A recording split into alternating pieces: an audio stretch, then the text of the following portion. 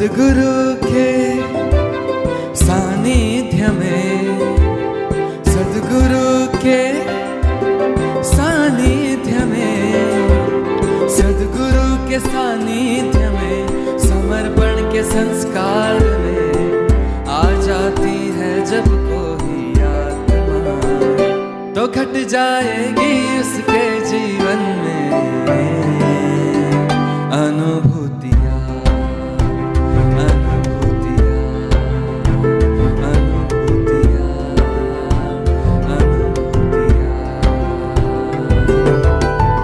आओ हम सब मिलकर बाटे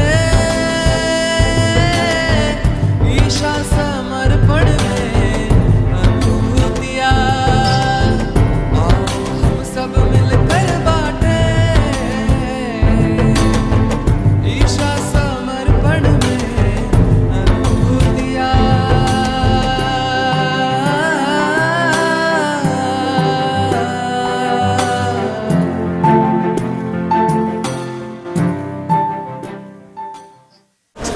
जय बस स्वामी।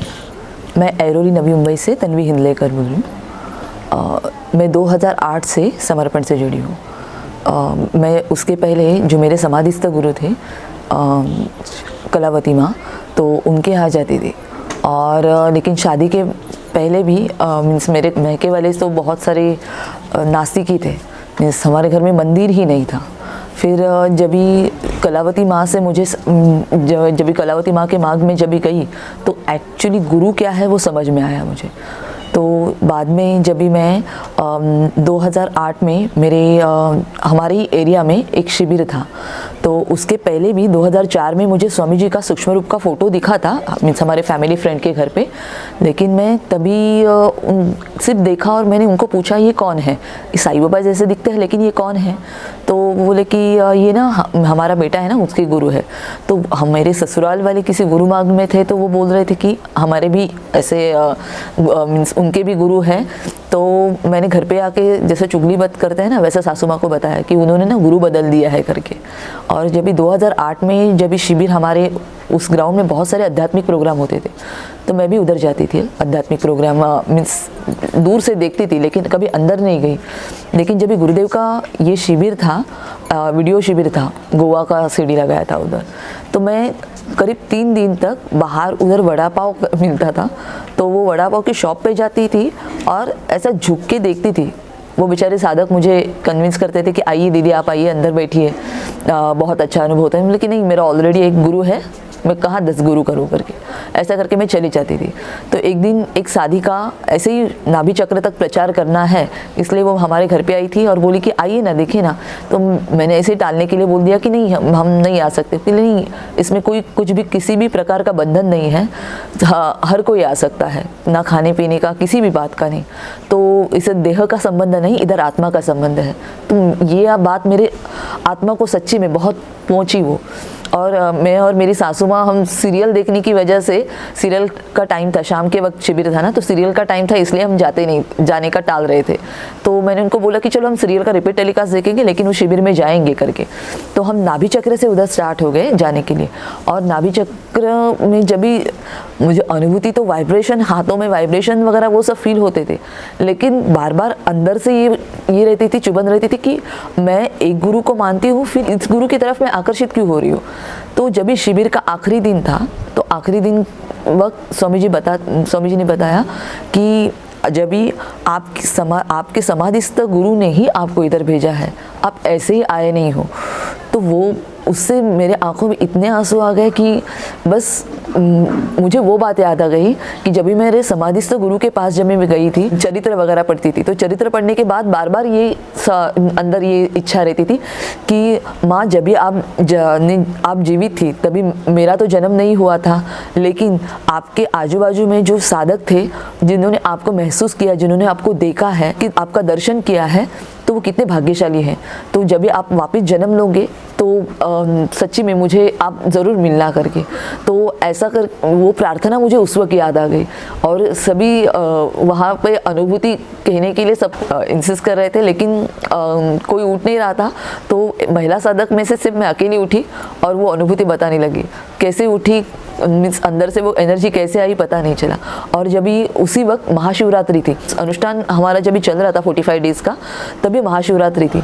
महाशिवरात्रि के वक्त मैंने यहाँ आश्रम में आई तो बस गुरुदेव को देखने के बाद एक ही अंदर से आत्मा से एक प्रार्थना निकली, बस अभी तू मिला है तो बस मुझे और कुछ नहीं चाहिए।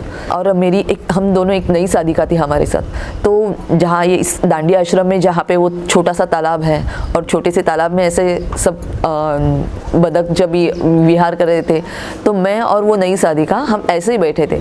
बैठने के बाद मैंने पेपर मीन्स ड्रेस ख़राब ना हो इसलिए मैंने उधर मेरे बैग में से एक पैन कार्ड की जेरोक्स थी, पता नहीं कैसे रह गई थी, तो पैन कार्ड की जेरोक्स ऐसे जेरोक्स की कॉपी ऐसे नीचे रख के मैं उधर बैठ गई और हम दोनों सिर्फ शांति से उस चैतन्य का अनुभव ले रहे थे। और हमें बताया गया था कि 3:30 बजे आप आ जाओ करके गाड़ी में बैठने के लिए।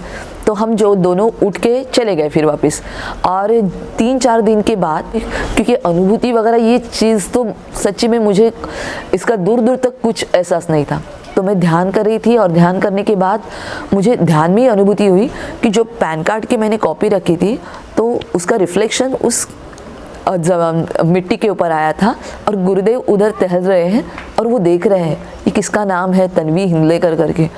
मेरे लिए सब चीज़ सचमुच चमत्कार जैसी थी। तो मैं खटाक से ध्यान से उठी और मैं बोली कि ये क्या है, ये ऐसा क्यों हो रहा है। तो मैं सेंटर पे नए सब पुराने साधकों को पूछ रही थी ये क्या है, तो वो बोले कि अनुभूति है दीदी।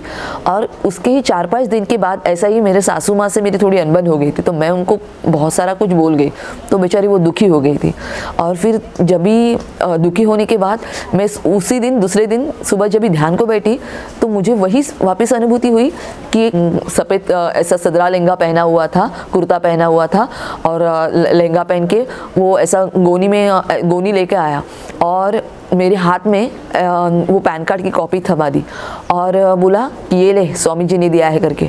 और तभी भी मैं ध्यान से फटाक से उठी, तो मैं सोच रही थी कि ये क्या है। वापस वो आँख बंद करके ये कर रही थी, गुरुदेव आपने ये जो कुछ अनुभूति वगैरह दी है वो क्या है एग्जैक्टली। तो मैंने अंदर से आवाज़ आई कि तेरा 45 डेज़ का अनुष्ठान उनकी वजह से कंप्लीट हुआ है, क्योंकि मेरी बेटी अभी 2.5 साल की थी, तो बच्चों को उधर लेके जाना अलाउ नहीं था, तो इसलिए वो बेचारी संभालती थी। बोली कि तेरा अनुष्ठान तू कंप्लीट कर, मैं इसको संभालती करके। तो उनकी वजह से कंप्लीट हुआ था और तू उनको ही दुखी कर रही है। सुबह सुबह ध्यान से उठने के बाद उनको ज़ोर ज़ोर से हिला के उठाया और मैं उनकी माफ़ी मांगने लगी कि स्वामी जी ने ऐसी मुझे अनुभूति दी है करके, तो आप मुझे कृपया करके माफ़ कर दो। और 4-5 दिन के बाद वापस मुझे वैसे ही अनुभूति हुई कि वही वो आदमी आया गोनी लेके और मेरे हाथ से वो पैन कार्ड की कॉपी छीन के लेके गया और फिर बोला दे। और फिर आगे जाके उसने मुड़ के देखा तो वो स्वामी जी थे। ऐसे ही समर्पण से जुड़ने के 1-1.5 साल के बाद ऐसा ही मुझे एक अनुभूति हुई, क्योंकि सच्ची में आज मैं हूँ वो गुरुदेव की कृपा से हूँ। मीन्स देह ये बचा है मेरा।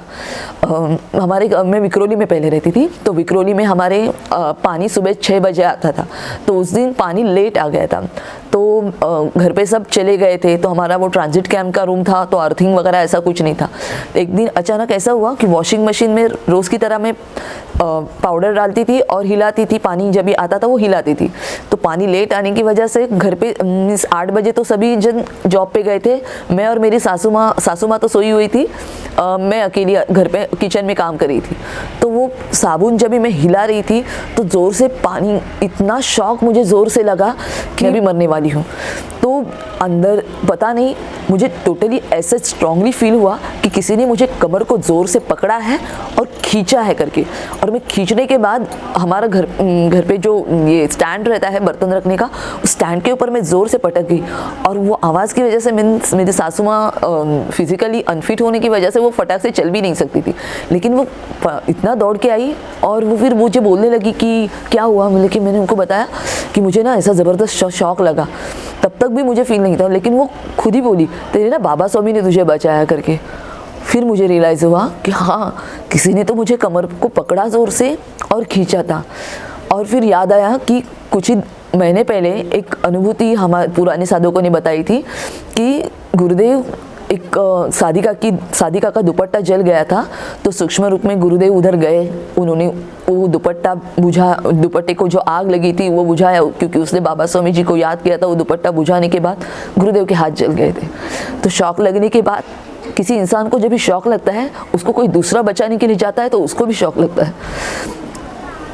गुरुदेव जब भी मुझे पकड़ने के लिए आए थे, मुझे बचाने के लिए आए थे, तो उनको भी कितनी तकलीफ हो, उनको भी शौक लगा ही होगा ना। ऐसे मेरे गुरुदेव हैं। और उसके बाद बस जब भी मेरे करीब 3-4 साल तक ऐसा मेरे अंदर ये था, समाधिस्थ गुरु को छोड़ के मैं इधर उनकी तरफ आकर्षित हुई, मैं ध्यान कर रही थी, गुरु कार्य में समर्पित थी, लेकिन कुछ तो अंदर से एक कुछ इल्म था। तो 2010 में जब भी चैतन्य महोत्सव था, तभी गुरुदेव महाध्यान लेते थे। तो अगले दिन गुरुदेव ने बोला, कल सभी सद्गुरु आने वाले हैं, इधर सभी गुरु इधर आने वाले हैं। तो मेरे मन में ऐसा विचार आके चला गया था कि अच्छा, तो मेरे कल समाधिस्थ मेरे गुरु हैं कलावती माँ और गोंदोलेकर महाराज, उनको भी मानते, तो वो आ जाएंगे क्या, ऐसा मैं सोच रही, ऐसा मेरी दिमाग से एक सोच निकल गई थी। और सुबह जब भी गुरुदेव 8 नवंबर गुरुदेव का बर्थडे के दिन हम सुबह ध्यान में बैठे थे, गुरुदेव अपने सिंहासन में भी नहीं, आसन डाल के नीचे बैठे थे स्टेज के ऊपर। और हम जब भी सभी जन ध्यान में उनके साथ बैठने के बाद मुझे ऐसी अनुभूति हुई कि 2 ऐसे सिंहासन हैं और उसके ऊपर कलावती माँ और गोंदोलेकर महाराज, वो दोनों बैठे हुए हैं। मैं आँख खोलने की कोशिश कर रही थी, फिर भी मेरी आँख खुल नहीं रही थी। गुरुदेव कहते हैं कि गुरु तत्व बदल गया है, गुरु तत्व विकसित हो गया है। आपकी समाधिस्थ गुरु मीन्स सच्चा गुरु यही चाहता है कि मेरे शिष्य की आध्यात्मिक और आत्मिक प्रगति हो। तो बस तब से मैं जब भी मेरे समाधिस्थ गुरु के पास जाती हूँ, अभी आंखों से आंसू ही आते हैं कि बस, और उनके आभार व्यक्त करती हूँ कि आपने मुझे स्वामी जी तक पहुँचा दिया करके। मेरी तब से इतनी प्रगति हो गई है क्योंकि मेरा एक डांस ग्रुप तैयार हो गया है, जिसका मैंने नाम गुरु माँ का नाम दिया है, रुचिरा ग्रुप करके। तो वो ग्रुप हर जगह पे इतना प्रगति कर रहा है कि मेरा फोक डांस ग्रुप है और बहुत सारे कंपटीशन में हमने इस साल करीब 7 जगह पे हमने टॉप 3 में ट्रॉफी जीती हुई है। और गुरुदेव से प्रार्थना यही है कि मेरा ज़्यादा से ज़्यादा देह भाव छूट के आत्मा भाव बढ़े, और ऐसी हम सब की, हर आत्मा की आध्यात्मिक और आत्मिक प्रगति हो। जय बसव।